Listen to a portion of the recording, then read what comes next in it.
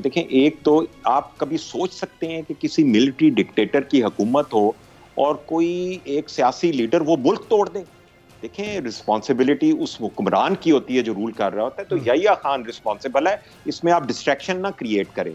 Number 2, अगर याहिया खान अगर कोई पॉलिटिकल आदमी उसमें इन्वॉल्व है तो उसका नाम जुल्फिकार अली भुट्टो है, जिसने इलेक्शन का रिजल्ट नहीं माना। मेरा जरा कमेंट कंप्लीट कर लें। ठीक है, जल्दी सर, मुझे अपना कमेंट कर जी प्लीज प्लीज जवाब साहब। अच्छा, अगर याहिया खान के ऊपर ये इल्जाम है और सही है कि उसने इस मुल्क को 2 हिस्सों में तोड़ने का जिम्मेदार है, तो आप याद रखें उसके बाद ये इमरान खान का अब क़यामत तक ये ऑब्जेक्ट, ये बड़ा ही दोनों के बड़े सख्त कमेंट है। कश्मीर जो है वो इंडिया का हिस्सा बन गया। इमरान खान की इक़्तिदार में ये उसकी मिली भुगत थी या उसकी नाअहली थी।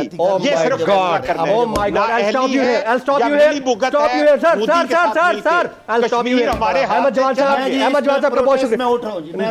अहमद जवाद साहब यार कंट्रोल।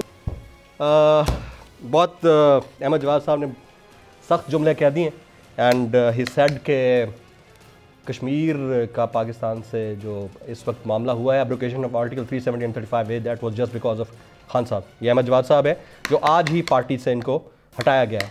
बहुत बड़ी स्टेटमेंट, आज 3 बड़ी स्टेटमेंट दे गए हमारे ही शो के ऊपर, तो हुकूमत को भी इसके ऊपर संजीदगी से रिस्पॉन्ड करना होगा। आज की नेशनल डिबेट से जमील फारूकी को इजाज़त दीजिएगा।